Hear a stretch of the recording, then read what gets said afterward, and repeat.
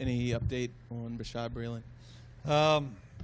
No, I think we got the best case scenario probably for what we thought. You know, he's where they're in there in pain there. We thought it was pretty bad, but it looks like probably be 4 to 6 weeks. He's a fast healer. Similar thing happened to him last year, and he healed pretty quickly. But we'll take it day by day, see how it is. Justin Rogers, is he kind of the guy who slides into that nickel spot for right now, or how do you see that playing out? Yeah, with Justin Roberts, we drafted Tevin Mitchell. He was a nickel in college at Arkansas, and he's going to get some reps. And we're going to try Kaishan in there a little bit today. So we got some guys in there to fill in. One of the commonalities, I guess, of winning teams is they tend to have franchise quarterbacks, you know, guys who have been stable at that position. Having been around the league a while, are there certain attributes you see in successful quarterbacks and that, you know, you see in Robert or you would like to impart in Robert, you know, in his quest for that status?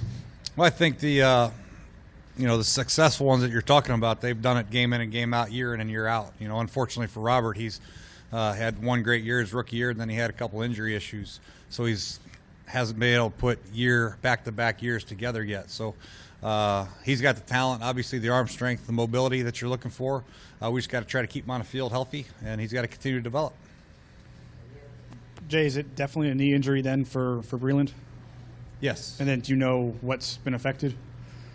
MCL. Oh, okay. With regards, you mentioned a couple guys are going to replace him. David Amerson wasn't in that mix. He really hasn't gotten a chance to play much against the slot here. Why is he not a guy that could be fitting into that role? We feel like he's a corner, and he came in as a corner, and certain guys we feel like are better suited to play outside, and certain guys, their skill set's better suited to play inside. That's not to say he won't do it. We might try him in there later, but right now we're going to stick with Justin and Tevin and try Kaishan in there. Jay, you guys have a lot of experience on the left side of the offensive line and at center, a lot of inexperience on the right side. Where right now do you think Sheriff and Long are in their development, and what's your confidence level they'll be up to speed come week one? Yeah, that's just where they are. They're developing. Spencer's got a little bit leg up because he had all last year. I mentioned it before. Spencer missed a lot of his senior year, so he didn't get as many reps, and he was still developing last year. Got the suit up quite a bit, but didn't get a lot of playing time. But he's come along very well. He's got the terminology down. He's got the system down. He's got the position. He's very comfortable. Last year he's moving left guard, right guard. We even tried him a little bit of center. He's kind of penciled in right now at right guard where he's getting comfortable, so I think he's doing a really good job. And then Brandon, he's a rookie. He's got a lot to pick up in a short amount of time. Week one we have Cameron Wake coming right at him. So he's got to pick it up quickly. And right tackle and right guard in training camp, and he's doing a wonderful job so far. So long way to go, a lot to learn. He's going to learn from the best, one of the best. Ryan Kerrigan's showing the ropes a little bit, and we're going to use that knowledge and that experience to his advantage, that's for sure. Jay, a lot of the guys talked about the off-season conditioning program, and they thought it was a big success. You see Logan Paulson's put on 10 pounds, Niles Paul's put on 20 pounds. How do you feel about the conditioning of the guys right now?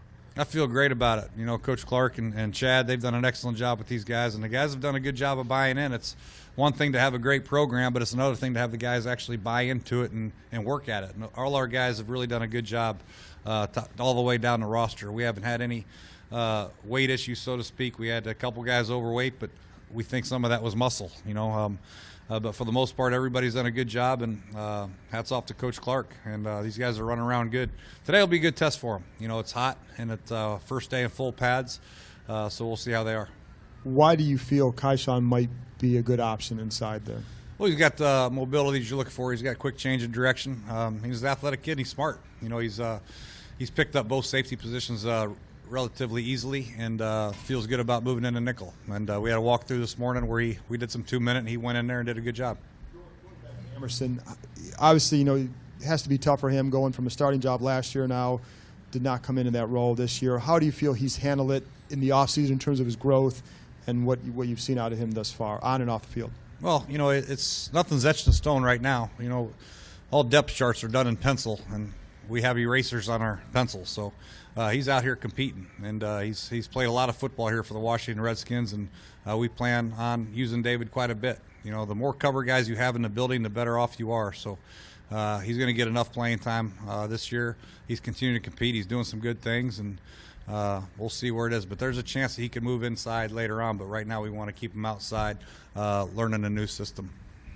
We saw it yesterday, and then we've seen it a couple of times during OTAs and minicamp where when Jerron and Chris are back there, there's miscommunication and there's a big pass given up. Is that just new guys learning each other, working on communication, or what do you think those breakdowns are Yeah, no from? doubt. We have breakdowns on offense too every now and then. So it's all about communication, and the successful teams have great communication and don't let those things happen. But we've had some OTA practices. This is our first practice, second practice yesterday, and there's still going to be continuing communication issues, and we got to make sure we master them by the time we get to Miami. But there'll be more of those to come. That's why we have all these coaches out here to make sure they don't have them on game day. But I feel good with our process of teaching these guys a system, and they're coming along at a good rate. Just got to keep with it.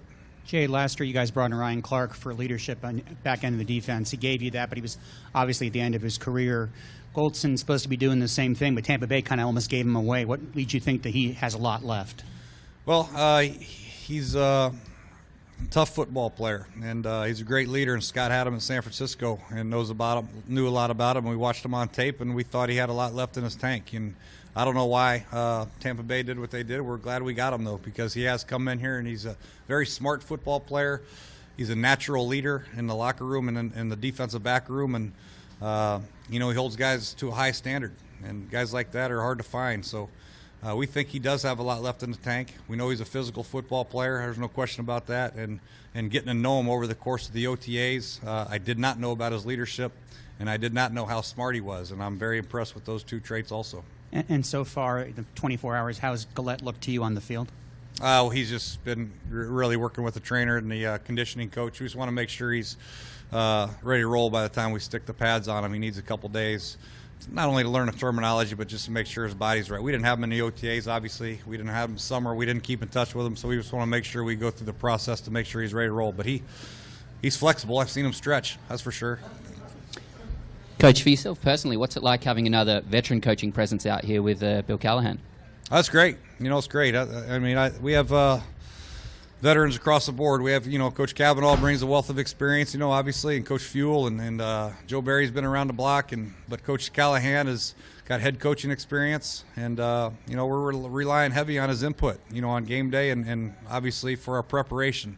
But most of all, he does a great job with the offensive line and developing players, not just taking Pro Bowls that are already Pro Bowlers. He takes young players and develops into possible Pro Bowlers. So that's what we're looking for, man. And we got a good young football team here, and the coaches that can develop players. That's what we're looking for.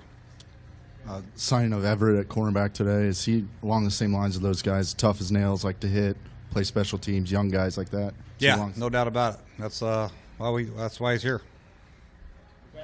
Jay, first practice in pads, you mentioned it. Do you notice a ratcheting up in the intensity in the locker room heading out here? A little bit. I think they got out of the vans here and they're on the way out here. They realized how hot it was, number one. So they're a little worried about that. But I think the majority of the guys are excited, especially the young guys, man. They're probably a little bit nervous, so to speak. But it's going to be a great day. We're going to challenge these guys. We got some one-on-one drills. We got some physical blitz periods going. So they'll strap it up and compete. How big of a role do you think the community plays in helping the team win? Who's that? How big of a role do you think the community plays in helping the team win? The community? Yes, sir. Very big role.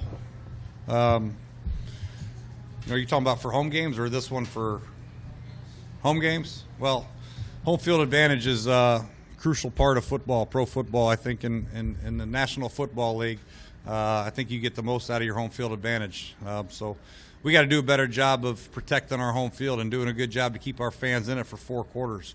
And we'll keep working on that. But our home crowd has been excellent. They've been loyal. They've been passionate. And that should stay the same. But we got to give more reason to cheer and get them loud and give the opposing offenses tough times when it's time. Jay, a couple of guys talked about recruiting Junior the last couple of nights when he was having the meeting at the hotel and having a chance to talk with him. And then you go back to even March when Baker was talking to Knight and trying to get him down here. Does that kind of comfort what those guys show or reflect at least a belief and trust within what you guys are trying to do, just to have their comfort in recruiting guys to the team? Yeah, it's a big part of the free agent process and getting players here from other teams. You got to have some familiarity, and having Baker get Terrence and tell him that it's a good place to be is important. I'm sure money has a lot to do with it, and the contract and the guaranteed stuff and all the things that go with it. But if it's close between here and another place, and they have some good friends that say it's a good place to be and it's a place on the rise, and we'll get them. And luckily, we have some guys that have been around and know some good players. Right back here, Coach. I know you're restricted a little bit by the CBA as to how many practices you can have full pads and how much they can hit. But if there were no restrictions on it, this is football. How much would you like to see your guys hit in preseason?